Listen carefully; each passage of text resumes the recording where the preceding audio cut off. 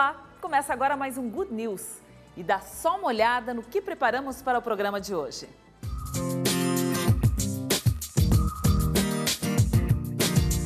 Coatis em contato com visitantes, árvores repletas de aves, trilhas de tirar o fôlego e a criançada correndo solta e aprendendo ainda mais com a natureza.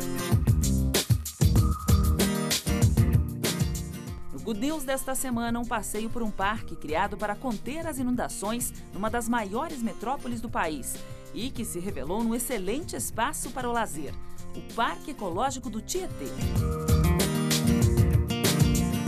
E ainda neste programa, hoje é o dia de participar da campanha A Hora do Planeta. E você está convocado. E mais, nossa primeira matéria da série sobre a água, este rico recurso natural que pode chegar ao fim. E tem dica de cultura. Uma exposição leva a Mata Atlântica para mais de 17 estados brasileiros.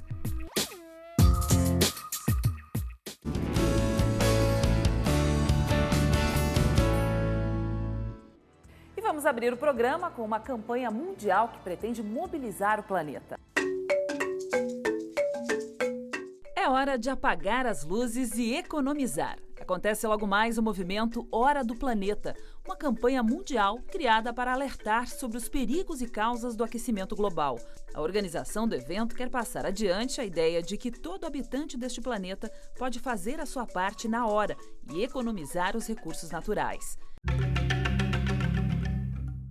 Marcada para este sábado, dia 29 de março, a ação é internacional e acontece em 154 países. A expectativa é de que mais de 7.000 cidades em todo o mundo desliguem as luzes durante 60 minutos. Monumentos como a Torre Eiffel, o Estádio Nacional de Pequim e o Cristo Redentor já tiveram a iluminação desligada em outras edições em sinal de apoio. No Brasil, mais de 100 cidades vão participar apagando as luzes de prédios históricos e espaços públicos. A campanha Use seu poder para salvar o planeta tem até garoto propaganda. O personagem Homem-Aranha. Afinal, todos podemos construir uma história de super-herói com atitudes simples que ajudam na conservação do planeta. Quer participar? Então, não se esqueça, luzes apagadas entre 8h30 e 9h30 da noite de hoje. Combinado?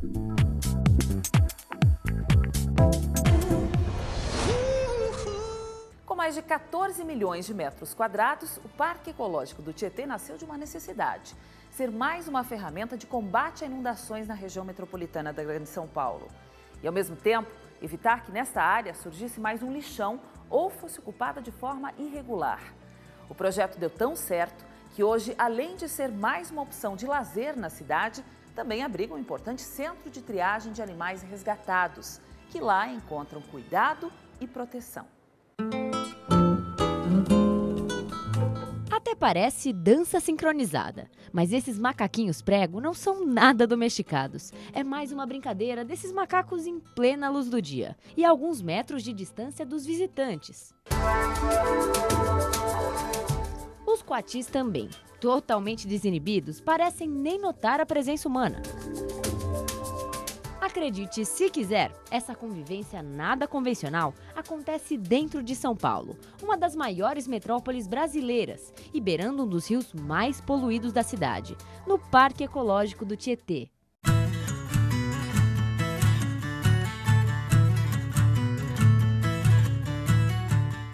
Olha, nós temos aqui 14 milhões de metros quadrados. É o maior parque linear da América do Sul. Tá? E para vocês terem uma ideia, antigamente era utilizado, isso aqui antes era um porto de areia, né? Depois foi se transformando no parque. Então era utilizado pelo pessoal da Zona Leste. Hoje não, vem pessoas de todo lugar de São Paulo. Nós tínhamos aqui aproximadamente 150 mil pessoas mês. Hoje está chegando a quase 300 mil pessoas mês. Além das atividades de visitação, aqui no Parque Ecológico do Tietê acontece uma série de trabalhos em prol desses animais, como, por exemplo, a recuperação de animais silvestres.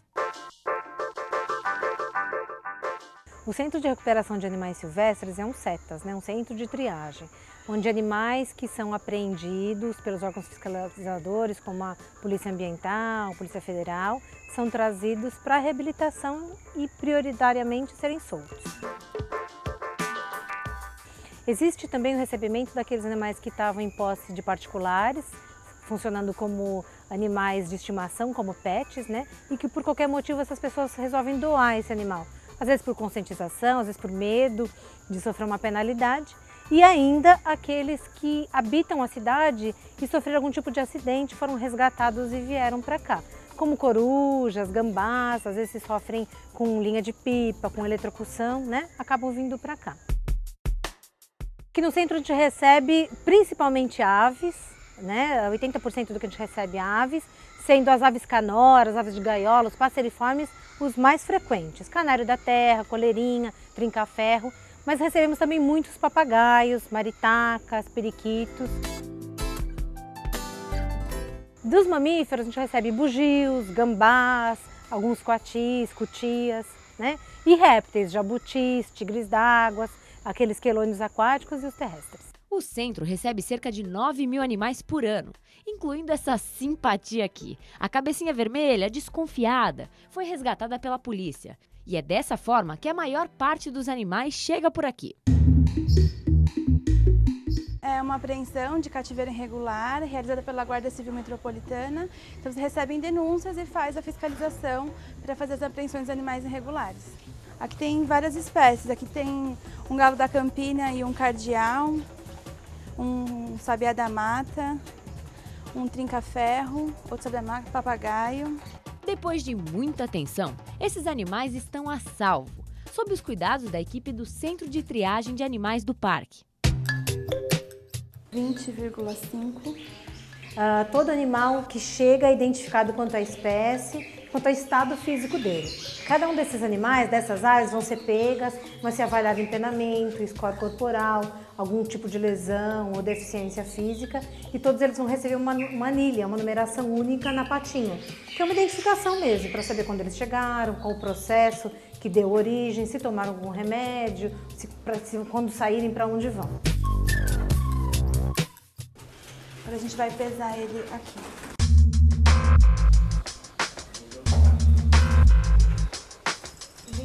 gramas.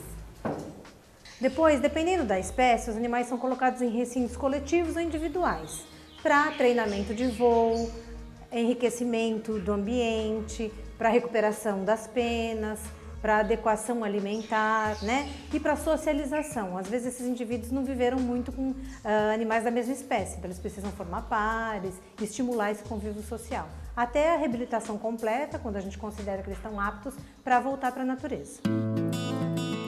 Esse é um outro animal, um sabiá, né? Um sabiá pardo, que ao exame físico a gente já nota que ele tem uma presença de catarata. É relativamente comum nessas espécies que na natureza são insetívoras, frugívoras, que no cativeiro, erroneamente, as pessoas alimentem com excesso de gordura a alimentação e tende à formação desses problemas oculares. Nesse animal é um problema permanente, ele tem catarata bilateral. Então esse animal não tem indicação de ir para a soltura, ele está condenado ao cativeiro para sempre. O destino dele, infelizmente, não será a selva. Mas para outros, o parque é apenas uma passagem.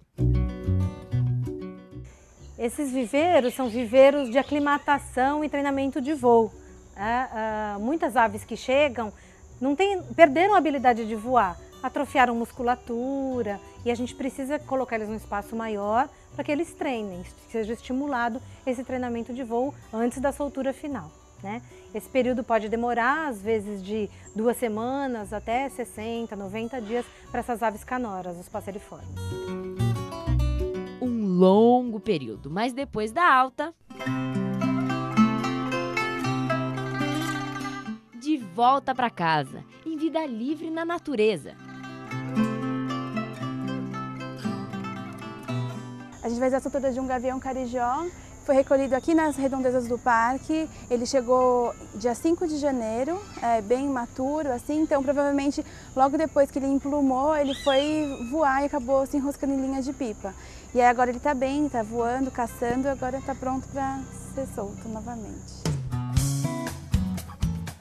É um animal que ele veio para cá por conta da interferência humana, a gente conseguiu fazer a reabilitação e soltá-lo e ver que o animal vai voltar para as atividades normais da espécie, né? Ser controlador de populações, voltar ao equilíbrio ecológico. É muito gratificante. Já foi. Então, o significado desse trabalho para mim é poder tirar esses animais dessa situação de sofrimento, de viver presa, mal alimentado, em condição de estresse, e poder reabilitar esse bicho e soltar. Quer dizer, hoje em dia 70% daquilo que a gente recebe nessas condições conseguem voltar para a natureza e voltar a cumprir seu papel biológico, de reprodução, de dispersão de sementes ou simplesmente voar.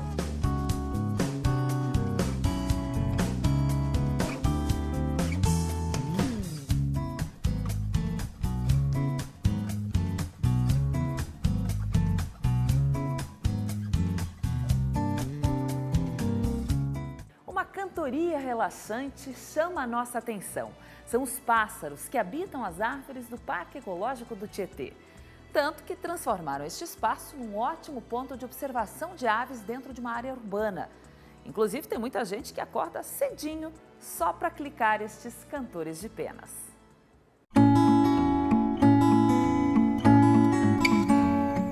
A combinação de assobios não deixa dúvida. Tem bicho morando nessas árvores.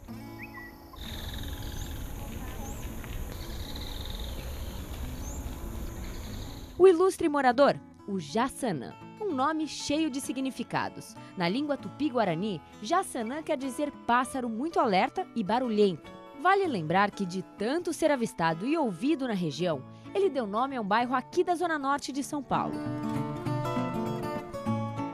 Aqui no Parque Ecológico do Tietê ele não está sozinho. Olha lá, o marreca toicinho, o gavião de cabeça cinza e até a fofura da coruja orelhuda. Um prato cheio para quem pratica birdwatching, ou melhor, a observação de pássaros.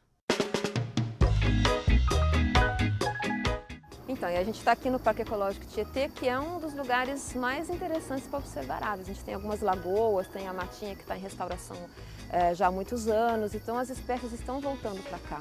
E aí basta uma caminhadinha por perto aqui, a gente já vê bastante passarinho.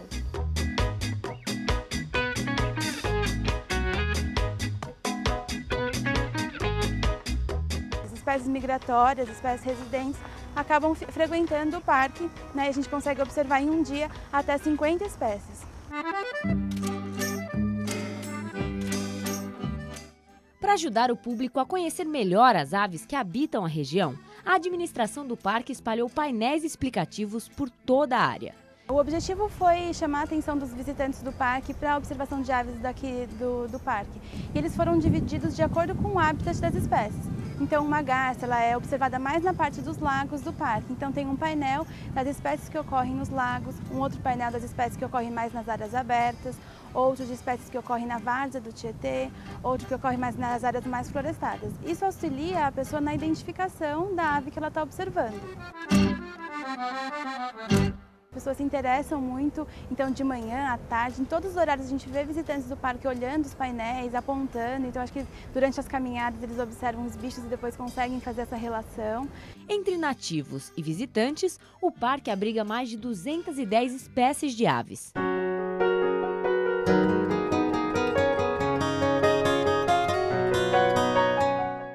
Então, tem desde as espécies mais comuns que ocorrem até na cidade mesmo, bem-te-vi, sabia-laranjeira. As espécies aquáticas têm muitas garças, muitos biguás, biguatinga. Algumas espécies mais raras que você observa só em algumas épocas do ano, como os maçaricos, né? Tem espécies migratórias dentro, aqui mesmo do Brasil, algumas espécies que vêm da Serra do Mar em determinadas épocas. Então é bem heterogêneo as espécies aqui. A observação de ave, além de proporcionar um bem-estar, né, de observar esses animais, ela ajuda a preservar o meio ambiente, né? Se tem muita gente interessada com essa prática, aquele lugar vai ser preservado para continuar essa observação. qualquer pessoa, basta você parar um pouquinho, né, e entrar nessa sintonia com a natureza, você vai perceber que você está cercado por ela. Não só aves, mas borboletas e outros bichos, besourinhos, né, flores, tem muita coisa. Mas as aves encantam exatamente por causa do canto, né, e das cores. E aí as pessoas não precisam ser especialistas como os biólogos. Basta, às vezes, gostar da natureza, às vezes nem sabe o nome do passarinho, mas por apreciar a beleza dele já é uma observação. A gente tem potencial para observação de aves no Brasil todo. A gente é o segundo país em número de espécies, são 1.901 registradas até agora. E como nós somos um país quente, né, e com muita vegetação, é muito fácil de encontrá-los. Você não precisa ir para o Pantanal para ver passarinhos, por exemplo, né, ou para a Amazônia. Você pode ver eles aqui em São Paulo também. Nós temos muitos parques, como esse aqui, que é o Parque Ecológico Tietê, onde ainda tem bastante vegetação preservada ou em restauração. E aí a gente consegue ver muitas espécies. A gente, como trabalha também na parte de recepção de animais de tráfico, né, a gente sabe que é apenas com educação ambiental que a gente vai conseguir diminuir isso. Então, se as pessoas conseguirem ver os animais não como posse, então ter o animal preso em casa e sim observá-lo solto, talvez essa cultura, infelizmente, que existe no Brasil de ter animais em cativeiro diminua. Então, esse é o benefício de trabalhar com essa educação ambiental, com esse trabalho de conscientização e preservação dos meios naturais. Então percebe que o prazer não está em ter um bicho preso numa gaiola, né? Aquilo é até uma coisa egoísta, mas você vir para um lugar desse e você ter todos eles, né? Você ter 220 espécies que estão aqui e que você pode interagir com elas, isso é muito mais prazeroso, né? Então as pessoas aos poucos estão percebendo isso.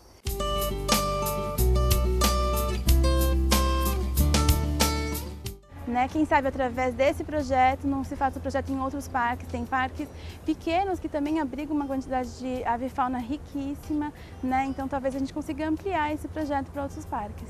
Estar perto da natureza é uma reconexão, né, que você faz com o natural e todo mundo precisa dessa conexão porque a gente se energiza, a gente se acalma, é uma terapia.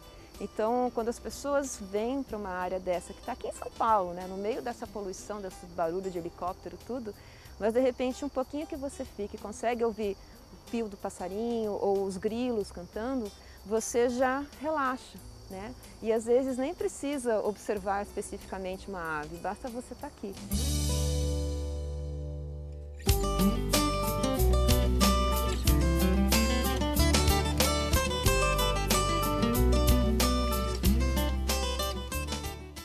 Daqui a pouco no Good News chegamos à Ilha dos Macacos, é isso mesmo. Estes animais ganharam um cantinho especial no Parque Ecológico do Tietê.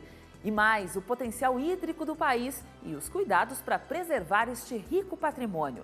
E ainda uma exposição itinerante leva a Mata Atlântica para 17 estados brasileiros. Não sai daí que o Good News volta já.